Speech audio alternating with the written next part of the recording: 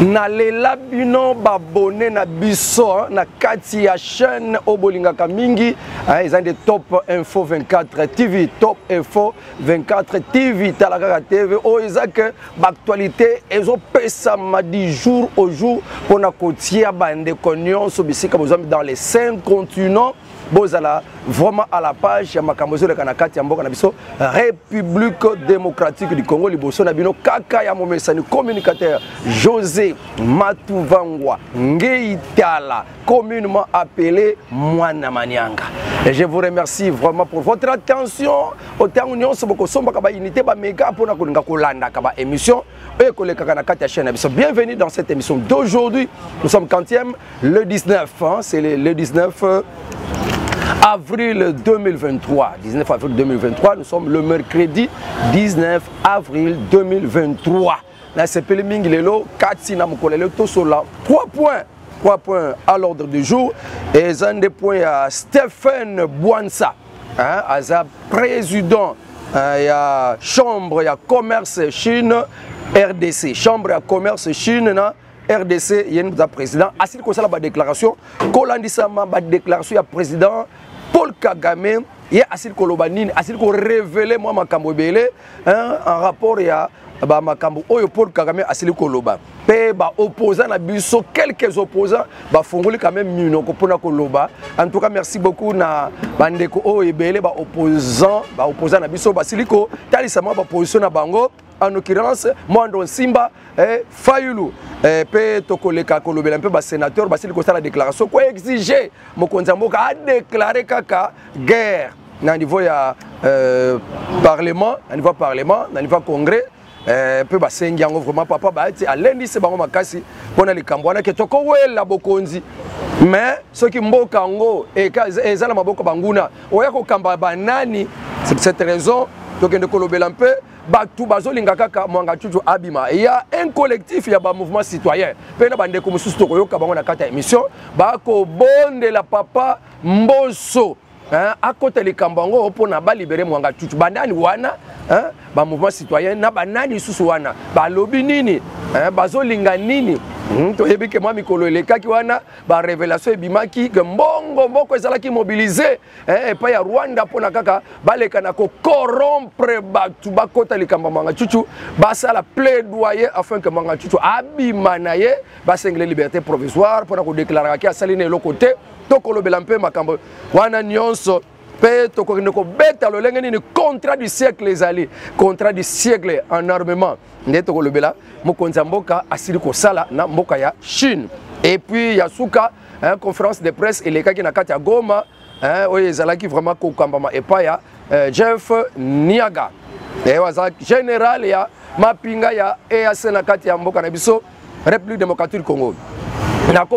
Sans d'abord remercier Maman Séraphine Tatifouti dans la carte France que connaissez la carte nyonso moi na manianga pona moi quelque chose à transport ko la ko tembo la kabisika nyonso Maman Séraphine Tatifouti na France zaba pambola yo. Je salue tous les étudiants de l'Université libre de Luozi de partout vous êtes ande ko na bino moi na manianga ale kape kuna donc obino bozawa na Bolanda nzambe papa mbola bino bo mata bo tombwama boyeba ko salela mayel o bozoye ko la kuna. Merci beaucoup bande ko nyonso ya chimie alimentaire ya labo médical ya ba gestion ya ndenge bozakuna. Alors ba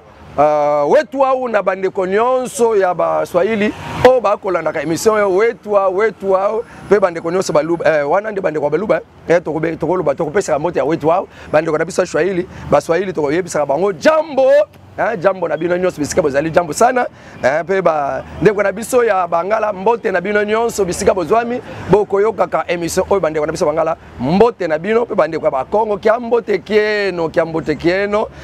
bande ko nanga na Congo central ato koti malamoko na ba makambo na biso mokole. Le premier sujet na biso tolobi eza kolobela papa oyo asili ko pesa ba révélation grave papa Stéphane Bouansa président de la Chambre de commerce Congo-Chine a signé la déclaration Kolandisama Paul Kagame Makambouye a cela qui koloba. Il y a l'opinion que Paul Kagame n'est qu'un exécutant du plan d'appropriation des terres congolaises orchestré par d'autres forces occultes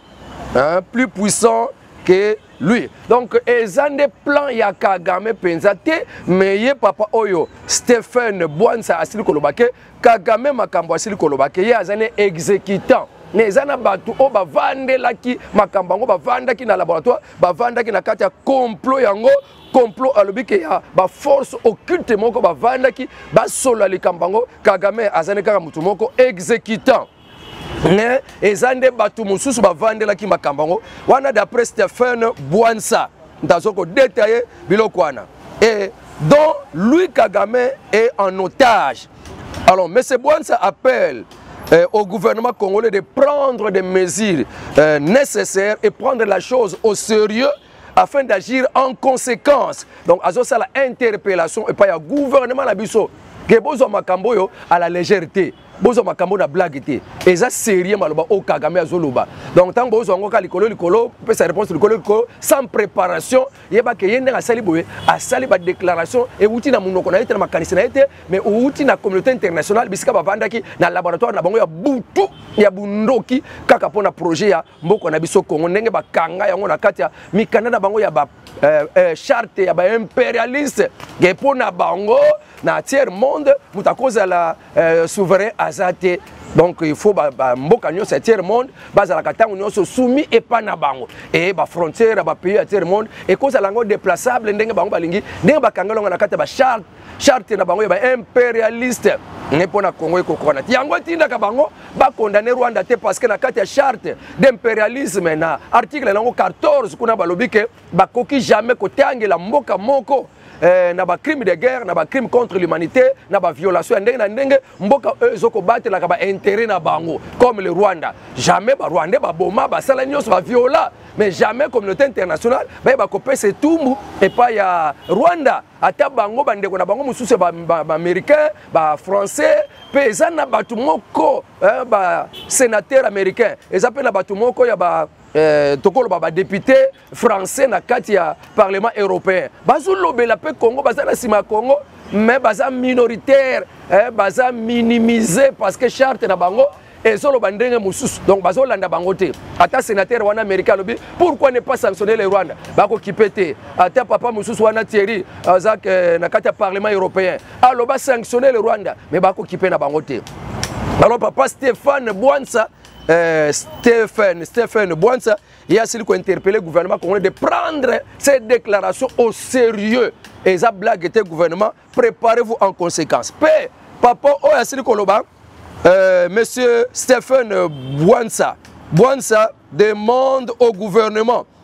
de se tourner vers des partenaires crédibles capables d'accompagner la RDC dans la guerre pour son intégrité territoriale face aux puissances qui se cachent derrière le Rwanda. Continue que les déclarations de Paul Kagame est un sujet traité dans les salons obscurs, quelque part dans un coin du monde. Hein? Comprenons les dangers qui guettent les nations de la RDC, la nation de la RDC. Comprenons le projet mauvais. Comprenons les dangers qui guettent notre nation. Pays à l'objet, nouons des relations. To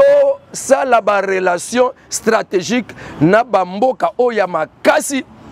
oyo eko sunga biso ya mboka ya confiance o bamboka oyo courageux oyo bakoko sunga biso pona destin na biso ya RDC commis en jeu. Wana eza conseil ya papa Stéphane Bwanza. Est-ce que alobi malamu to alobi mabe?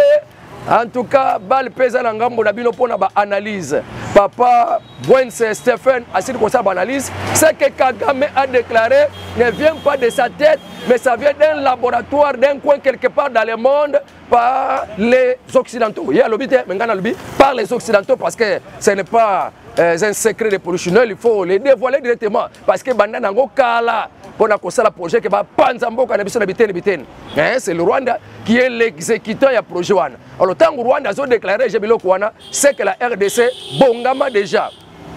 C'est cette raison quand on a propos wana ya Paul Kagame namoni opposant moko kalate abenga ki batu bakende ko simba sizo pona bakata katanga lelo a changer position asili kolobanini Christian Mwando simba alobi abengi ba congolais ba résister contre maloba ya Kagame wana Mando Simba appelle les Congolais à la résistance, donc de résister farouchement face aux rêves expansionnistes de Paul Kagame et condamne les propos de Paul Kagame qui dévoilent la face du monde, à la face du monde les velléités expansionnistes. Aucun digne fils du pays ne peut tolérer ces propos justifiant l'agression de notre pays par le Rwanda. Anesande Christian Mwando Simba Mukaseli ba déclaration a bengisi population congolaise à l'unité et à barrer la route contre Maloba ya Kagame apona ko exprimer agression na ye et ako lobaka kana bana ba congolais Congo nde mutazo mabele na ye bana Mwando Simba en tout cas côté wanande c'est ça que nous voulons ba opposants nyonso to se rallier na ngambo moko pona problème ya mabele tous ça sur la carte ba division ba parti politique te ba partenariat politique et diviser bisoté tant que notre terre est menacée, notre héritage est menacé. Et ce qui va noter papa Fayulu Pe à lobby, qu'est-ce qu'il a dit? Fayulu a dit quoi? Il a lobby que en tout cas le langage de Paul Kagame c'est un langage irresponsable pour envenimer en RDC une situation qui est déjà inacceptable à l'est de la République démocratique du Congo. Remettre en question l'intégrité territoriale de la RDC, c'est troublant. Qu'il soit entendu que le Congo restera un et indivisible. Fayulu Mutalabi Bongo, sans donner d'autres précisions à Sili Kolobaka, c'est inadmissible et Zapenza irresponsable et pas Kagame, Kobanda Koloba Malobawana. Les sénateurs pe na ngamu na bango bavanda ki ba solo yango na kati ya parlement ba tombo ki ba sénateur na biso pona ko calmer bango ezala ki passe comment papa faut le babilo kondeko en tout cas président il faut kaka déclarer kaka guerre il faut déclarer kaka guerre c'est pourquoi ba sénateur ba sengi et pas ya papa Mokonzi était déclaré guerre kaka na Rwanda parce que déjà Rwanda a déjà déclaré la guerre publiquement na niveau pe ya congrès. Bango ba sénateur ba sengi pe conseil supérieur de défense ay bana ko sanga na ko se réunir elongo na ba sénateur pona bazwa décision moko pona likambwana ya ba maloba ya Paul Kagame na biso ndambu ya mabele bango ba lobi il faut conseil supérieur de la défense et se réunir pe ba déclarer guerre na Rwanda. Alors na tango zo sala ba débat na nyonso honorable Mukolo Wampombo ya tombo ki pona ko lobaki en tout cas biloko basali na kanda nyonso alabi eza malamu te il faut penser gouvernement a déclaré guerre papa baati azwa maluba ni abandi ko calmer situation abi vrai bozala ba mikolo to bongisa makambo mboka complot mutu moko te mutabosa ni complot ngo ndenge ezali complot eza penza ya kobomba te le complot n'est plus un secret mais maintenant il faut agir pour agir te. Nous devons tous, comme un seul homme, nécessairement, et pour le faire, il faut mettre de côté tous nos sentiments, toutes nos questions politiques doivent être mises à côté, question de repositionnement, ça doit être mis à côté. Et tout ça, les gens se battent pour des positions, et pour se positionner aux prochaines échéances. Je vais être président, je vais être sénateur, député. Pour quel pays? Sauvons d'abord les pays, a-t-il interpellé? On n'a pas bâti depuis le lundi, le 17 avril. Il y a le but que ce que nous comme président, nous avons beaucoup là. Comme président, nous avons beaucoup de bomba, bomba, bat. Nous avons beaucoup banane. Bundela na numabele pour lobby de tout bundela siko ba poste. Nenata otozali, moka eza menacé, mabele eza menacé. Tobo ça na ba partenariat politique, tobo ça na ba repositionnement wana, to que de ko bundela mabele, to sangana comme un seul homme. Nde mateya ya papa bat. Pe ba sénateur ba yoka ki yango pe ba homme politique nyonso kata mboka ba yoka yango tokoti na makambo mwanga chuchu bandeko nde makambo iza wana makambo mwanga chuchu boyebi bino moko ndenge bakanga mwanga chuchu kangama pona bazwa minduki na kati ya nani société na ye pe ba o bakengela ka société na baza ba Rwandais balatsa bango batenir la police ya mboka na biso RDC pe bato wana bafuta maka na mbongo ya RDC nzoka baza ba Rwandais ba biloko nyonso wana ba ndeko na masisi batamboli na balabala pona kolobake papa wana esengeli ba condamné à mort parce que papa azalaki ki akolobake yo fo kufa lelo yo fo bika lobi en tout cas papa wana azaki lokola nzambe na koto ndenga kangami biso totikali polele totikali souffle akangama mais tokamwe tangu kaka partie civile akokende kopesaka bambeba nyonso na biloko bakutaki na kati ya coffre fort na ye biloko benza ya mabe koleka ekomema condamnation ya makasi epa Mwanga Chuchu nde tomoni collectif ya baavocat na ye kobanda koplaide ke ndenge bokangeli Mwanga Chuchu kozalaka député ye esengeli bajuge na bato ya cour de cour constitutionnalité mais cour de cassation. Ah, eza bongo ndenge bokangi bongo yaza député bako kangele bongo te député balongola kaina nu humilité avant baya ko kanga ye pe cour bakangile wana eza cour ba militaire ye esengeli basambisa ye na cour eza esambisa ba civil. Alors esengeli makambo yosala wana eza inconstitutionnel esengeli batinda ngona cour constitutionnel atala likambo wana ye nkolo makambo ya constitution nde batelemaki sika wana haute cour militaire alobi ça va. Le rôle des abango tout na na cour constitutionnel toyeba ceux qui biso toza compétente pour na kosambisa Mwanga Chuchu to toza compétente té ceux qui toza compétente té alors wana to kotinde na cour de cassation ya makambo kangama kindengo wana mais lobby wana to moni collectif ya ba citoyen ba mouvement citoyen ya côté ba Nord Kivu ya côté Kisasa mboka mbobimba ba mouvement citoyen ba sangani na ba organisme ya ba droits humains ba sangani na organisme oyo ya ba programme multisectoriel de vulgarisation et de sensibilisation oyo ko kamba malaka papa oh soki ya bela kamutu soki makambo ezalaka ndeni en tout cas papa wana aza penza tina te papa Lidovit wana kalengai bango balobi ke esengeli papa mbosa asala nyonso pona Mwanga Chuchu abima oh makambo ye grave banda le 17 kaka oyo na avril oyo 2023 basali moi reno na bango nyonso ba mouvement citoyen ba organisme ya ba droits humains basangani bazolo banini. Il fustige l'arrestation arbitraire et humiliante de l'élu. Donc, ils sont condamnés à l'arrestation arbitraire et humiliante. En tout cas, pour un député, et sa normalité, et ça en violation de la Constitution. Donc, bureau Kwana, et zande jugement est comme politique et ça sous juridique. Donc, on a comme makamba politique, ils ont compte à rendre, bakangé kaka pona yaza na face ya Rwandais, tout ça, nyonso wana basili koloba. Pe basengi mboso a s'impliquer en tant que président ya ba député to président ya l'Assemblée nationale pour na kobima ya Mwanga Chuchu pe bakende ko sambisa na cour de cassation parce que haute cour akoko sambisa yete mais haute cour asileki ko zwa makambo ya Mwanga Chuchu pona nini bakangaki na manduki na kati ndako na ye bakangaki na manduki na kati izina ye bakangaki na ba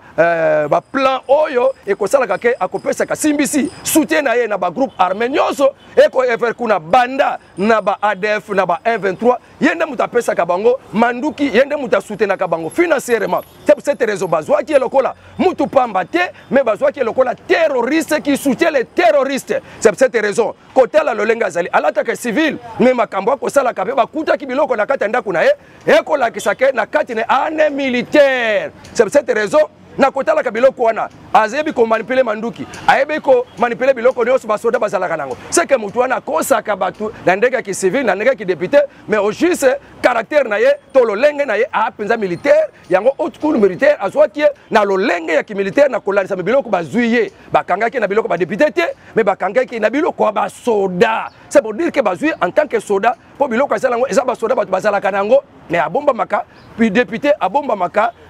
civil. C'est pour cette raison total la suko cour constitutionnelle akata likambu yepe tozozela pona a déclaré ce qui court haute cour est compétente toi est incompétente ou bien tokende kotinda na cour de cassation wana nde makambo telemili wana mais toko condamné toyebi que la fois passée bakangaka 40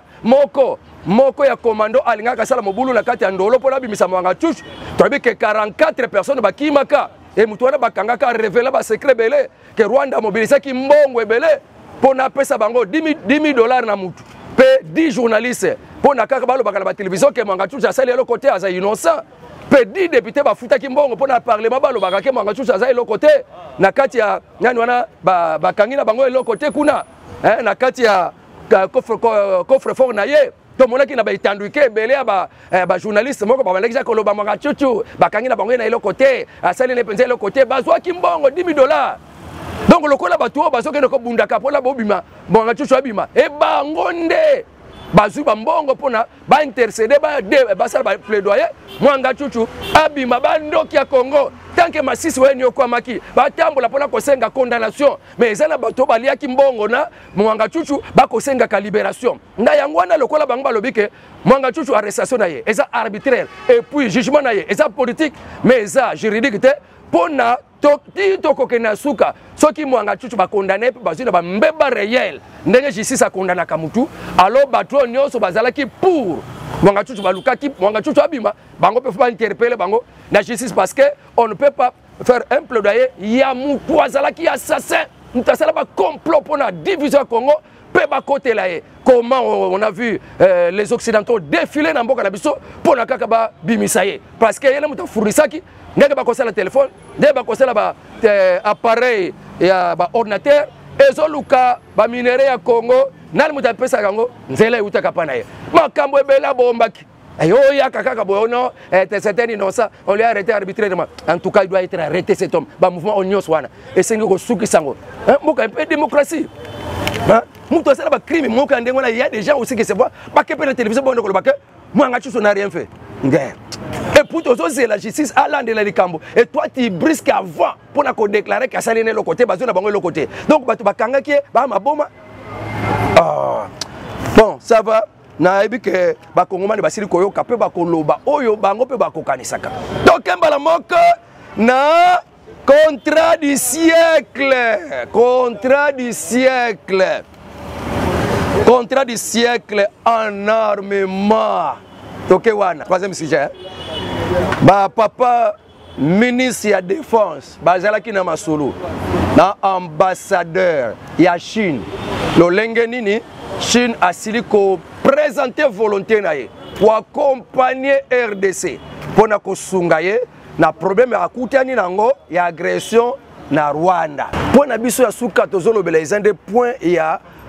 général oya kokambaka mapinga ya EAC donc force régionale na kati ya mboko na biso na est asele ko sala conférence de presse ye asili ko loba que banda un mois cesser le feu et ça respecté banda kaka ba force régionale basili ko vanda ko s'installer mobimba nango na kati ya est qui mi ekoti un mois cesser le feu et salami ba 123 basili ko bima na bamboka ebele asili ko tanga Kiloriru ba Kibirizi ba Kishanga ba Ruchuru Bunagana Kibumba Rubaya basili ko bima na Mushaki Nenero Bunagana. Donc asili kotanga bamboka wana pona kolobake basili ko sala musala parce que bazo critiquer bango pona ye ba 123 basili ko bima na bamboka wana. Donc alo kutana ye papa Jeff Nanga papa Jeff Nyanga o asili ko loba lo kuta na conférence de presse na ye parce que ba 123 bazaka kawana na Kibumba esika babundelaki na ba wazalendo ezalaki na ba Kibumba na 3 antennes yo zolo ba que non ba 123 basila ko bimana Kibumba mais ba bundelaki wapi pe kuna ba betelaki masasi entre ba Burundi na ba 123 ezalaki wapi na Masisi ba sukoko papa Jeff Nyanga zolo ba kana ba 123 ba bimaki ba 123 ba bimite bazara bango kaka pe administration na bango eza partout na Bunagana et partout bazobima administration na bango ezaka kawana. C'est pour dire que ezaka na sous contrôle na bango yango papa muya ya bandoko déclarer que kobima na bango esengi to vanda to solo la ke kobima ya ba 123 biso to tia ba administrateur du territoire na biso na bisika wana pona na ke ekomi territoire na biso nde yango wana bazaki na posa kutu ba vanda ndenge papa Jean-Pierre Bemba abengisaki ba ministre de défense nyonso ya bamboka ya EAC ba vanda mkola lelo le 19 nde fallait ba vanda mais et salami lisusu te pona nini Rwanda asili ko déclarer que non mboka ya Goma insécurité et sengele ba délocaliser réunion wana côté mususu lokola nano basali côté yango te na ba fixer sikate donc réunion wana ya ba ministre ba défense et salami lisusu te nde yango wana tozo ko condamner maloba ya papa oyo Jeff Niaga pona ko kosa peuple congolais pe ko kosa monde entier ke bango basili ko bima ba 123 or que papa mo continue na posa na ye ko bima ya ba 123 fallait ezala suivi na force ya bangolais ba komema bango ti na ngomba ya Sabino pe ba memi bango ti na kati ya Kindu esika ba ko démobiliser bango ba ko identifier bango mais mbalamoko tokozala sous na poste ya force régionalité wana maloba ya papa mokonzi mais force ya ba angolaise ezo ya pété ba occidentaux basili kobenga ba komi ko conditionner koya na bango na mabele ya Congo na dialogue ya M23 basolo na gouvernement congolais o mokonzi mboka boyaka dikoto ko yebate dele na bango sili ko sila simo ekoki makambo ekoki sami lango te ba M23 ba bimi na bango te mais bango ba ko kosaka ke ba bimi nde yango papa Jean Pierre Bemba lingaki abengisa ba ministre nyonso basola makambo na ba recadrer mandat. Parce que ceux qui n'ont pas en tout cas le peuple congolais n'en veut plus à cette force régionale qui prouve réellement que Kagame a l'obaki que Ebele a Mamali Kambo Oyo et Sengeli ba médiateur nyonso batala kama Kambo RDC ba komba kana point wana te Kagame a lobi point wana ezande mabele na biso et donc mabele ba Rwandais Congo azwa banda 1885 pour on ba toucha kayango te mais azana confiance na ba démarche ya EAC que nanzela na bango mabele wana ekozonga na kati ya Rwanda alors pona koloba ke EAC wana kotala penza su ya carte ba ye wana te pona kolinga ko sunga Congo mais ba ye pona ko sunga Kagame aboto la biso mabele pona ko kabela ngoye ça pourquoi population congolaise eza penza unanime pona koloba ke on a veut plus ya force régionale ba bima na bango papa Jean-Pierre Bemba kotana likambango penza bien pona ko requalifier makambo eza déjà ko beba bango ba yebi ndenge mususu biso peto yebi ndenge mususu pona manda wana alors faut souka musala na bango ndena yangwana moi communication musuto ko pesa bino Washington a zoko insisté RDC faut bosalisa ba élection crédible transparente peut ba organiser ba élection il faut ezala intégrité faut ezala transparent faut ezala nyonso wana donc America azoko se préoccuper na yete pona biso tozala na intégrité territoriale.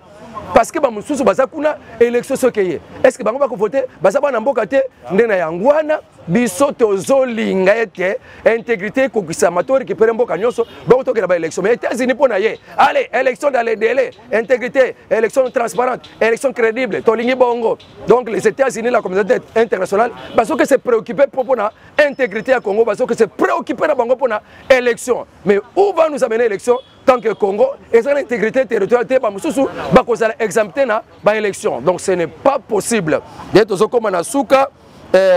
information ya suka délégation moko papa mokonzi atindi na kati ya Brazzaville parce que bandeko na biso ba uti na kwa muntu bakeko kimela na kati ya Brazzaville kuna bake bakomi kosala ba mbeba ba désordre nde mokonzi mboka tindaki ba moi délégation bakeko kuta na président Sassou pe président Félix Tshisekedi a présenté ba excuse pour na ba mbeba oyo ba congolais ba kosala ka ba RDC ba kosala ka na kati ya Brazzaville kuna pe bisika bakeko kimela na qui réfugié na bango ndenge bakimaki bituma na kati ya kwa mutu bake kotala makambo wana nyonso ezoleka kuna vraiment nous sommes vraiment arrivés à la fin parce que TV Zangonga nzamba bana ko batela bande ko nyonso bakongomani bazuli bakoya kokota na kati ya émission oyo makambo ya EAC makambo ya EAC to ko répéter yango ke to boy na biso bo couper kaka court Rwanda aboy ke eleka na Goma ba délocaliser yango on ne sait pas ce que kokende wapi nyato ko rappeler mama Adel Kaninda